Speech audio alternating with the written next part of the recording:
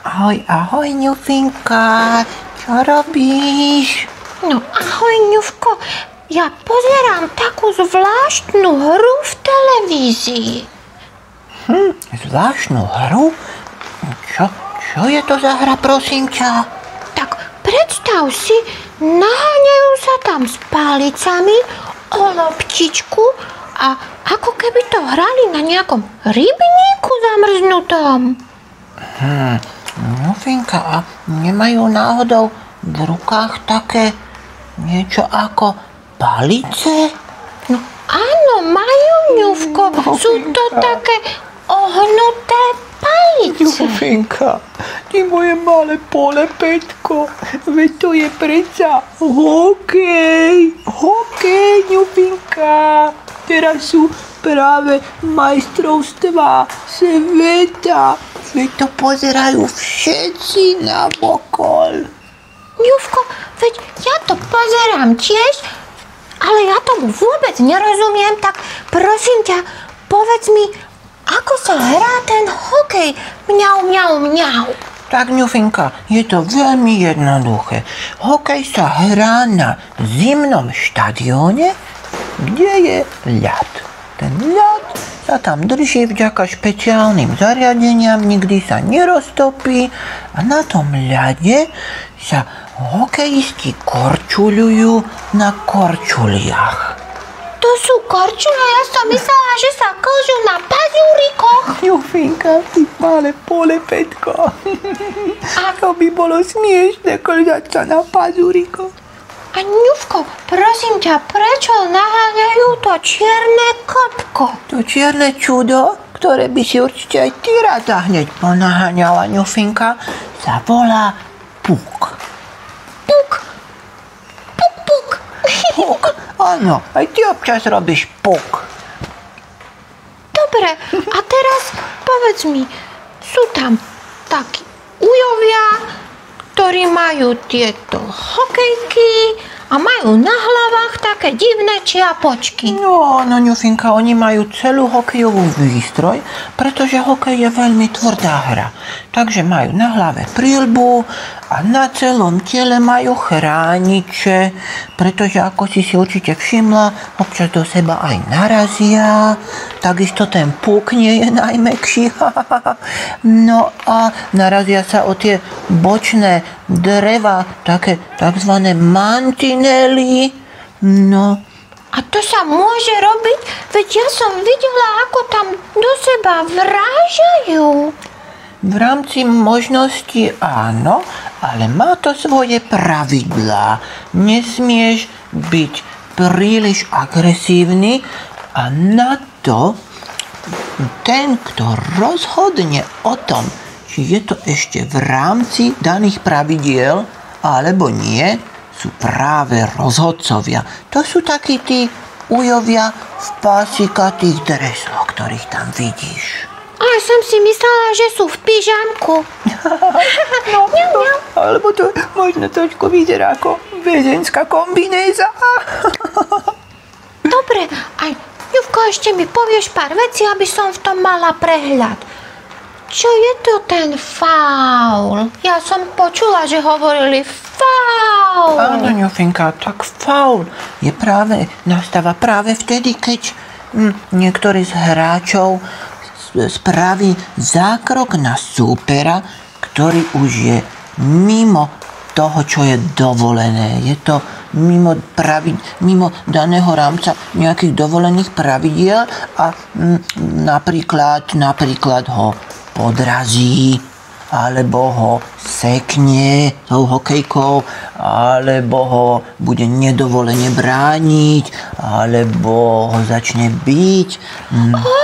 Keď robí proste také zlé veci. Áno, robí zlé veci, potom práve rozhodca ho vylúči a pošle ho na takzvanú trestnú lavicu. Trestná lavica, to je ako väznica? No je to niečo ako väznica, áno. Poväčšinou sú tie tresty trvajú 2 minúty, ale za niektoré príliš hrubé fauly môže hráč dostať až 5 minút, alebo dokonca môže byť vylúčený aj do konca stretnutia. Môže byť vylúčený aj do konca života? No, do konca života to som sa ešte s tým nestretol. To by musel vykonať niečo veľmi zlé, ale tak verme, že toto nezažijeme v hokeji, aby bol niekto vylúčený do konca života. Mňau, ja viem, že mám také hlúpučké otázky, ale ty mi to všetko krásne vysvetlíš, Je však? úplne v poriadku, ňufinka. Pokojne sa pýtaj. Ja by som ti ešte rád teda objasnil, že ten hokej sa hrá 60 minút a je rozdelený na 3 tretiny, ktoré trvajú 20 minút. Ale je to 20 minút takzvaného čistého času. To znamená, že vždy, keď sa hra preruší, tak tá časomiera sa zastaví. Aha, už tomu rozumiem. Ja som si myslela, že čistý hrací čas je hrací čas, ktorý sa poriadne poumýval. Aj za uškami, aj pod pazuškami, aj medzi prstikmi. Ňufinka, ty si taká roztomilá. Mňau. No dobre, a keď si taký múdry, ešte mi povedz, čo to je offside. No, Ňufinka, takže ty už takú odbornú terminológiu na mňa ideš s takou terminológiou, tak offside to už je taká trošku prekernejšia záležitosť. Keď si všimla, tak na tom ľade sú 2 modré čiary. A ak sa stane, že súperov hráč vôjde za tú modrú čiaru do tzv. Tretiny, Mňau. skôr ako puk, Mňau. vtedy nastáva offside. To je v podstate koniec sveta. Je to niečo ako koniec sveta, hra sa preruší a potom sa hodí nové tzv. Buly, to je vtedy, keď rozhodca má v ruke puk a hodí ho medzi 2 protihráčov. Hodí ho o zem. Hodí ho o zem, áno. Ňufinka, takto. Určite si všimla, že na tom ľade sú aj také siečky a konštrukcie železné, to sú bránky. No a princíp hokeja spočíva v tom, že tí hráči sa snažia dať puk do tej brány. To sa volá gól. Gól! Nebol a či bol? Áno, Ňufinka. A určite si aj započula, ako potom, keď ten puk do tej brány padne, ako všetci na štadióne kričia gól! Gól, gól, gól! Mňau. Áno, to som počula. A ešte Ňufinka. Poďme si povedať niečo k počtom hráčov na ľade. Na ľade hrajú 5. Čiže 5 z jedného tímu proti 5 z druhého tímu, s tým, že v každej bráne celý zápas stojí brankár. Tie 5 sa môžu počas zápasu striedať.